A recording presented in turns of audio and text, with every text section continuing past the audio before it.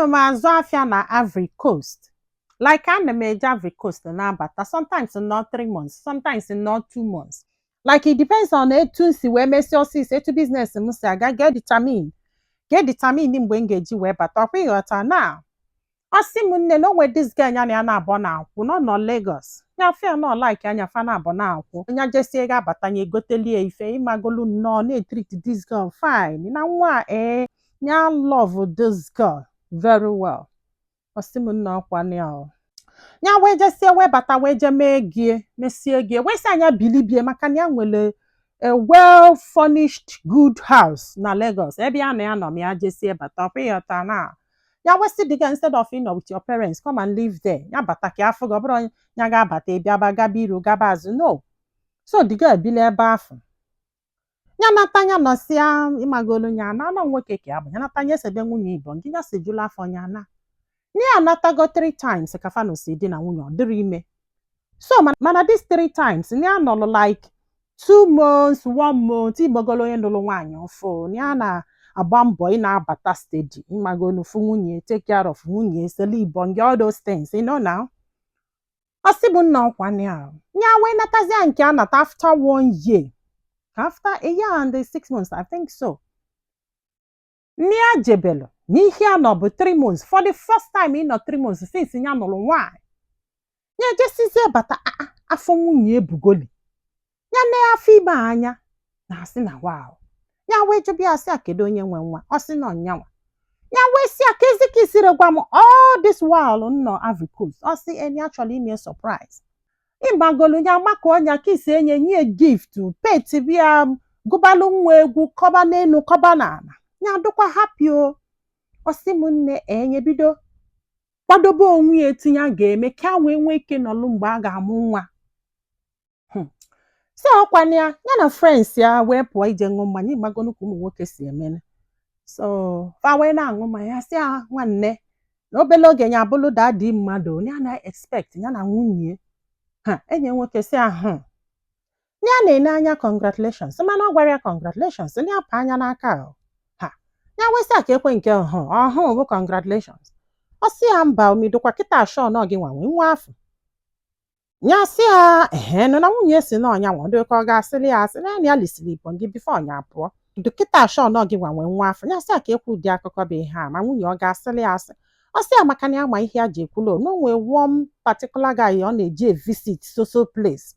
N'oge ọbụla ya na the guy na-akwụ ya o jesie ebe afọ the guy a na-edupụta ya ndọrọ shọ nọ gị nwanwe nwa afọ. Ọ sị ya na ka ekwu ụdị okwu ihe nye ha nya afọlụbịa di a na-eje gboo mmanya ya ṅụrụ aṅụ ya sị ya ka ekwu dị akọba ife. Ọ sị ya anyị na-ewe n'ife a ji gwa gị bụ na enyi gị ka abụ na nna ife ya na-afụ o mana ọ bụrụ na ịjụ ọnya ọ bụrụ na mmụọ nwa gị mee DNA ịghọtara na ife a bụ the best option na o nwekwa ike ọ bụrụ nke go who knows. Ọ sị m nne ya nata ya kwụrụ ọtọ ya nọrọ ana ịmara ike kwụrụ ọtọ gwụ ya na-ede this girl anya na-eche something else. Ya wee nebi enekete wesị anya gwa eziokwu si dusho n'afọ bụ nke na o nwere ebe a sị na ị na-eje steady na-apụta o. Ọ sị no family friend na o nwere ife jikọ ọfa na abụ. Ịmagolu ya gbakwa nkịtị ulukwe the next day ya sị ya na this guy gwa m about ebe ị na-eje dusho na gị na this guy na-ele Igbo gị. Ọ sị anya nwakwa ka ife ndị mmadụ na klas. Ya wee sị ya nne ọ sị na abụkwa na ịmụọ nwa na aga eme DNA. Ọ sị m nwunye gbaka sị a ka ife omene na aga eme DNA. Ya sị ya na ga-eme DNA because ya nọrọ nso na nwere ike ime a na-asịla abago n'afọ. This girl asị ya na ọ bụrụ na ya mụọ nwa na ọdụshọ na ọ ga-eme DNA ya ada anọzi. Ya sị ya ka ekwe ebe akụkọ nke afọ pụta. Ọ sị ya because na trust adịrọ na marriage eke ka a ga-esi na-anụ di na-apụnụ na-abata trust ya na ọ bụgodo na ya mụọ nke o mesie DNA which means na ọ ga-emekwe DNA na fancha niile. In fact na ya chọzi ya chọ ka agbasa this marriage before amụọ nwa ebe ọ sị na ọ bụrụ nwa ya. Ya wee sị ya na ya sịra na ya da anụzi na ọ na-aga eme DNA. Ọ sị ya na ya ekwugo na ikwuru ede a ga-eme DNA na ya anụsigo ya divorce ọnya kịta fe bidokwenye ọgba onyinyo. Ọ sị m this girl na-ewenye unu na-ewenye ụba a na-ekwu ọba anụ ụlọ bupụta akpịa bido paakị ba ihe na ya da anụzi na trọs adọrọ ebe ọ sị na ọ bụrụ nwa ya na-aba a na-ekwu ọ na-apakịkwa ngwongwo a na-ekwu echi niile this girl ekola akpa ya na be nne ya. Ya wee jebe be nne ya wee jee gwafa ahụ sị ha na nnekwu ihe meenụ na ya sị ya na ya ga-eme DNA ọ sị na trọst adịrọ na ya chọzi ya chọrọkwa ya chụ na onye nwa ji aka ya wee nataba o na ọ bụ na ọ nọsị ọ nataba na ekwugo na ya ga-eme DNA ma amụọ nwa nwunye si ya na ekwugo na ọ sị na ọ ga-eme DNA na ya da anụzi ọ sị m nne na to his greatest surprise bụ na papa ya sị ya na ọ bụ na nwaanyị asị na ọ da anụzi ị bịa welu n'ego ime n'isi ya na ọ sị na trọst adịrọ ya wesị ya na ya ma nwe ego ya mee n'isi ewu until ọ mụọla ya nwa claim na ọnya nwe ya eme DNA ọ bụrụ na ọnwụ ya nye ekulu nwunye ọ sị na ọ da anụzi o jebela onwe ya the girl a na-akwakwu ya o na-abịa nwere ego mee n'isi enyi ada anụzi si anya nwụọ ihe ma ọ na o nwere nwoke ya na ya na-abụọ na-anọ n'avịrị ma ọ na ya mara gbasịa nkịtị nke nwa sị m nne dasi ito n'ọkwa ife na-esere ya na ndị ọgụ ya na ka a na-akọla anyị ihe a kịta na nwunye nọbe nne ya na-aba n'ike kwụọrọ ọtọ gwu ya enyi nwoke si anya gwafa na ya ama mme ọ bụrụ na amụọ nwa ya kulu nwa ji emela onwe DNA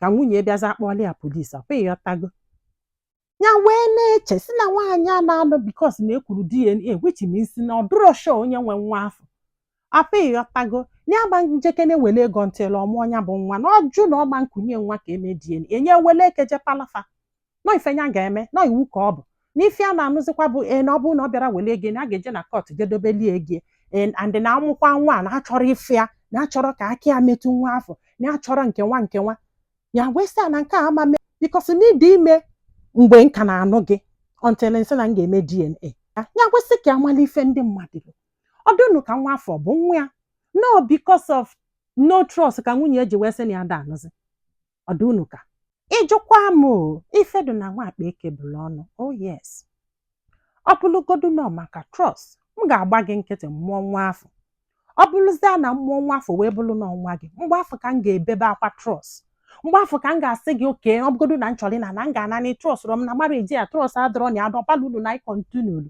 ebe ọ bụ na m decide gị ịmụ nwa afọ ọ ịghọtago ebe afọ ka m ga-esibe ọnwụ n'ụbọ ọ ga-ewe jibezie m yọbanụ m petbenụ m sabanụ m iru na ahụ mana ọ bụrụ na ibido n'ụtụtụ si na ọmaka trọst na ị chọrọ ebe nwa ka nọ n'afọ ka unu ekweta na ọsọsọ because of trust nwoke a trọst ọ ga-ahapụ gị n'ụlọ jebe obodo oyibo na 3 months na 2 months a na-akọ eli a na-amịghalị ọ trọsụrụ gị wee hapụ gị sọsọ gị n'ụlọ 3 months nwoke na one ga-emie sọsọ gị ma alụ ife imel isaida na ọ mara onye nwe nwa afọ ọ na-enyi nwoke nwunye maka na a sị na vum ka mma karịa statement ọ ife nwunye gị nọ na ya mana na-eji na ife nkwu wee jọji ndị be anyị daalụnụ ka ọ dị n'ụbọchị ọzọ